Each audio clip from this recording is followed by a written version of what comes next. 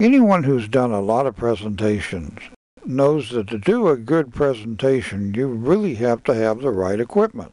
So today on Let's Talk Computers, we'll be looking at a portable presentation tool that makes it very easy for anyone to do great presentations. And it's our pleasure to have as our guest today, John Miewald, Marketing Manager with Pathway Innovations and Technology. And welcome to Let's Talk Computers, John. Hi, Alan. How are you? Well, so many presenters make a major mistake of just using PowerPoint slides as their presentation tool. And there's nothing wrong with PowerPoint slides. They're just a tool. But to use PowerPoint alone for a presentation is not really the way to go, is it, John? A PowerPoint presentation kind of locks you into a certain path. You got to go through your slides, or maybe you can choose to go back and forth on your slides. But you only have so much that you can really talk about. If you have something that you want to show people live, for example, if you want to demonstrate how to draw, how to manipulate anything with your hands or with any kind of device or any kind of 3D object or a document, you probably want to have a document camera. You see these a lot in classrooms, in courtrooms, and increasingly more and more in boardrooms. People want to present something in a meeting, for example. Document camera lets you take anything that you want to put underneath that camera and go ahead and show it to the entire room. So in a lot of ways, it could even take place of a whiteboard, for example, where you're writing on the whiteboard. You could write on a piece of paper and present it to everybody, to the entire room. But in the past, taking a document camera to a teaching environment or on the road, that's a big piece of equipment. But you have a little portable device, 3 at a T5, that's extremely small, that I can set up in a matter of almost seconds and take really good pictures and put them on an overhead. And not only is it small in that capacity where you can set it up very easily, but it's also small in that it can fit in your laptop bag along with your computer and everything else that you're going to be taking with you, like your presentation materials. We have a few different models. At the less expensive end is the T3, which is a document camera that just takes one cable to both power it and exchange information with your computer. So it's basically a USB camera. You just plug it right into your USB 2.0 port on your laptop, for example, and you've got power, you've got information going back and forth, and you've got this document camera that folds up very nicely. It's about a foot tall or so, and it folds up and fits right into your laptop bag. The 3 and the 5 basically are the megapixels of the sensor. So the T3 has a 3 megapixel sensor, and the T5 has a 5 megapixel sensor. Since it's powered off a USB and exchanges data through the USB, there's only so much data that can get through that USB 2.0 port. So the bigger the image, the slower the frame rate. So the T5 would likely be used more as a scanner than as a presenter, although it could be used as a presenter as well.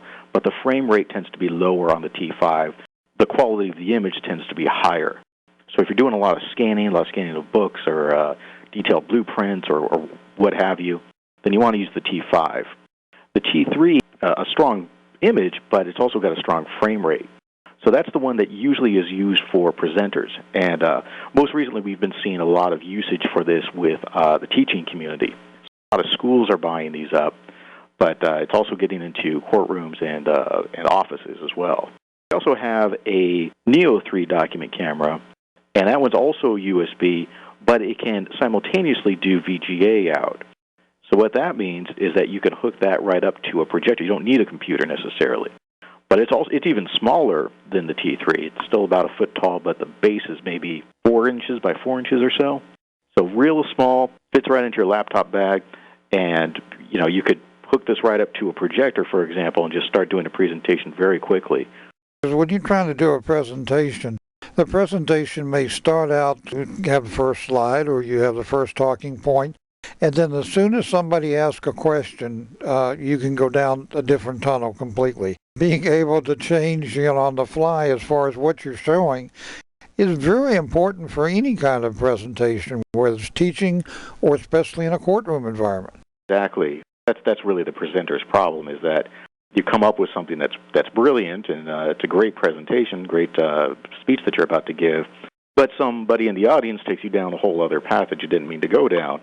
And it might be a really good point that they're making, but you're not prepared to go down that path necessarily with your PowerPoint, which is all designed for a certain topic or a certain way of thinking. This would allow you to change gears entirely. And in fact, you can embed the live image in a PowerPoint slide if you wanted to. So you could have one of your PowerPoint slides be the HoverCam image.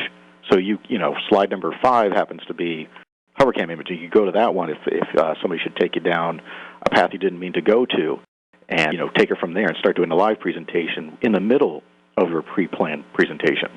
Usually, if you have a presentation and you want to deviate on the presentation, you get out of transparency and you start writing on it with a magic marker.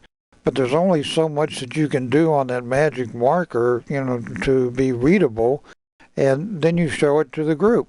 Well, here you can just take anything, a magazine ad, or something that has been printed out real quick, or something out of your briefcase, or a document, or a brochure, put it up there and project it. You're talking about transparency, so I think you're referring to like an overhead projector, how people did presentations for a long time. But it does look a little archaic with the technology we have today. The HoverCam really basically a camera on a stick. It's kind of like a lamppost, if you will. So it's kind of an L-shaped device, and that L-shape, so the lamppost is pointed down towards your document. In most cases, you can flip it up if you wanted to, like with the Neo 3, but in most cases it's pointed down towards the document. So what you're doing is instead of having a overhead projector where you're writing on the transparency like what you're referring to, you're just putting a document or whatever, maybe even a 3D object or your iPad underneath the camera, and then it's going through the computer, and then from the computer it's going to, let's say, a projector or perhaps a TV. So it could even be a Skype meeting you're having with some people overseas or whatever it might be. But the HoverCam itself is a real high-tech looking device. It's very slick looking. It lends a little bit more credibility to the presenter, if you will, because it is a little bit more of a modern device as opposed to an overhead projector, which is fine if you want to use the transparencies, but it kind of looks like something out of the 80s when you do. And plus the fact if you have to carry one of those things on a plane or anything, or even a flatbed scanner, you just can't take them on a plane anymore because they cost so much for excess baggage. Oh, yeah, it wouldn't be realistic to take an overhead projector. And there are other document cameras, I should say. One of the differences between the HoverCam and other document cameras is the size, but also the cost. One of the reasons why this is so small is that we're using the processing power of the computer over expensive optical parts on the actual document camera. So, like you're saying, if you were going to go through, security at an airport, you wouldn't want to be carrying this big document camera either. I'm sure you're trying to get stopped and searched by the TSA that stops you at the airport. They're going to want to know what that thing is. This is, it's relatively small. It's carry-on luggage, basically. You could easily just keep it in whatever kind of bag you have, or even a suitcase if you wanted to check something. It's real light. It's under 2 pounds.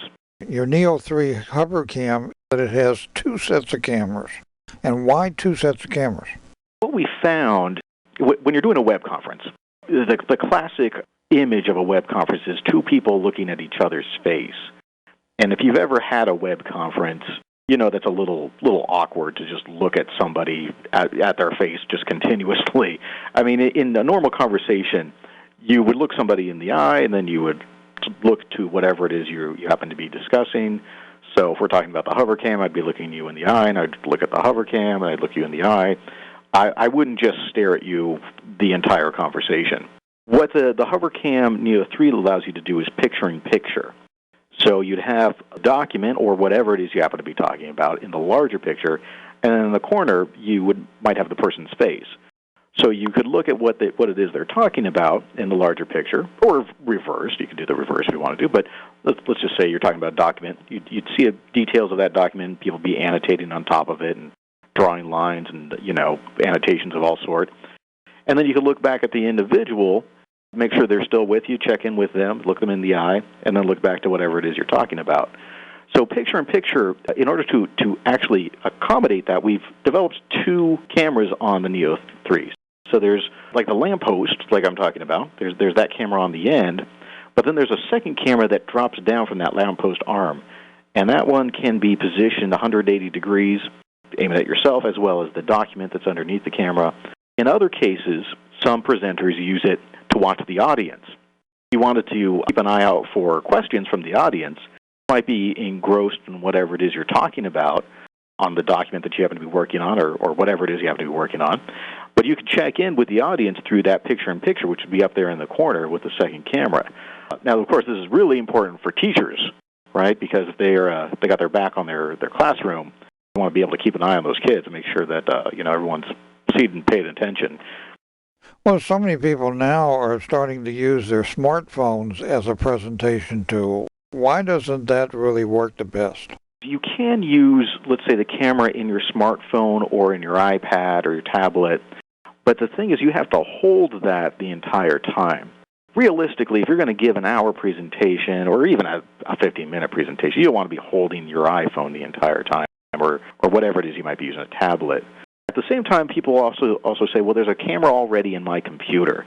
Can't I just use the camera in my computer?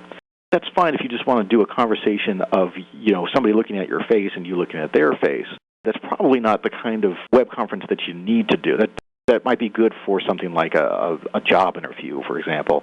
But if you actually have to share ideas with somebody, you want to be able to show something under that camera, probably a document of some kind, whatever it might be. And for that, you need something that's pointed towards the desk. Now, you could hold up the document towards the camera, but you're going to have to get the right focal length. The cameras that are built into your laptop or in your iPhone or iPad are not built for documents. They're not intended for that purpose. And this is really intended to focus on something that is that exact length underneath the camera. You don't have to hold it. You don't even have to really think about it. That's another aspect of the size as well, is that when you're not using it, it folds down and you can put it back with your, let's say, your stapler, your tape dispenser, your cup of coffee, or what have you. So it's not taking up a whole lot of room. When you need it, you fold it out and you're ready to go. It's one of those things that's just really convenient, and it's such a simple idea, but it's really becoming very useful. I've seen so many presentations on YouTube, especially, where somebody's trying to show off something and talk about it at the same time and holding their phone over it, and you can get seasick moving it around and trying to watch it. A lot of those YouTube videos, when they're talking about something, you'll have this awkward moment where they'll be talking towards the camera, and then they'll say, hold on a second, let me hold it up for you. You usually have that one moment where they go and they shuffle through their things, and they're looking for that device, and they hold it up to the camera so you can see it. And imagine the difference between that and, let's say, the image of the person in the corner and then the actual thing that they're talking about in the center of the screen at the same time. For anybody that's talking about a device, an object, a document, it really is just a no-brainer. Cameras themselves, they have a bunch of little LED lights. What exactly do the LED lights do for you? Sometimes the lighting condition wherever you are is not the best. Sometimes the lights aren't very bright, or there might even be a colored tinge to them that kind of affects the page that you're trying to scan. So the LED lights will illuminate the page for you or the object for you. But if the lighting conditions are not what you need them to be, then that light inside the HoverCam will illuminate and create a nice even tone over it. There are LEDs, so it's not bulbs. I looked up a Wikipedia article on them at one point. The lifespan of an LED light is something like 900 years or something along those lines. But there's not a bulb that you need to replace, and we have yet to see an LED light on a HoverCam burn out. And what are we looking at as far as the cost of these products? The T3 model is $219 MSRP. The T5 is $279, and the Neo 3 is $299. And the Neo 3 is that's the one with the two cameras and the simultaneous output to both USB and VGA at the same time. There's no switch on it. It just does both at the same time. There are document cameras that are up to $800, $1,000, even more so. These ones are real affordable. So it's really one of those things that I think everyone's going to end up with something like this. And where can someone buy the HoverCams? You can go to our website. It's www.thehovercam.com. That's ThehoverCam.com. We have a series of resellers throughout the nation and the world that we can refer you to. We're also on Amazon, of course. And John, it looks like we've run out of time. And there's so much more that we can talk about with the HoverCam family of products. And I look forward to continuing this conversation when we'll be talking about the software that makes all this possible next time. Well, thank you for having me, Alan.